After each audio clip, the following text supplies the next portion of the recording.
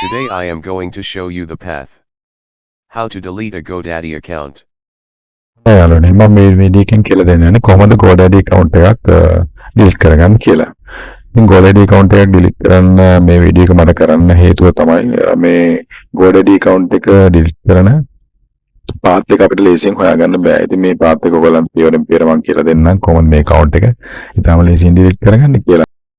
අපිට ඕන වුණොත් GoDaddy domain name එකක් ඩොලර් එකකට වගේ මිලදී ගන්න අපිට මේ details පාවිච්චි කරලා අපිට ආපහු ගන්න වෙන්නේ නැහැ. ඒකින්ද ඒක ට්‍රැක් වෙන හින්දා අපිට පුළුවන් මේ හදාගත්තු account එක delete කරලා අලුතෙන් account එකක් හදලා අපිට අපේ Gmail එක ඒ වගේ billing address පාවිච්චි කරලා අපිට ඩොලර් එකකට වගේ domain name එකක් මිලදී ගන්න. ඉතින් මේ සඳහා අපි පාවිච්චි කරන GoDaddy account එක delete කරලා තියන්න ඕන. අන්න ඒ වගේ නොයෙකුත් හේතු හින්දා අපිට GoDaddy account එකක් delete කරන්න වෙනවා. ඔයගොල්ලෝ ඉස්සෙල්ලාම මෙන්න මෙතන sign වෙන්නද. තන මේ විදිහට click කරලා sign in වෙන්න.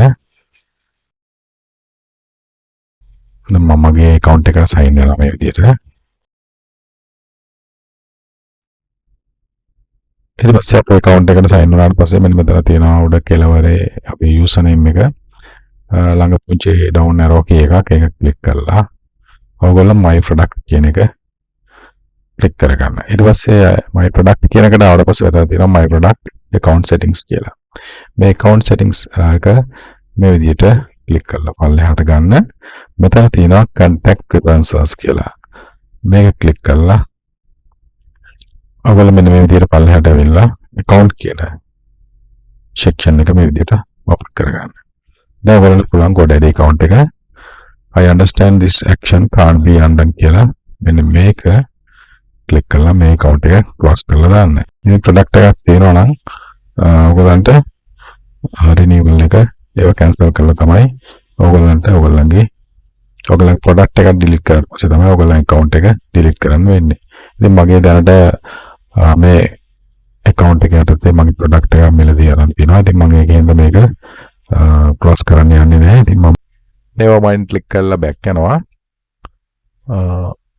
ඉතින් මම හිතනවා මේ වීඩියෝ එක ඔයගලන්ට ගොඩක් වැදගත් වෙන්න ඇති කියලා.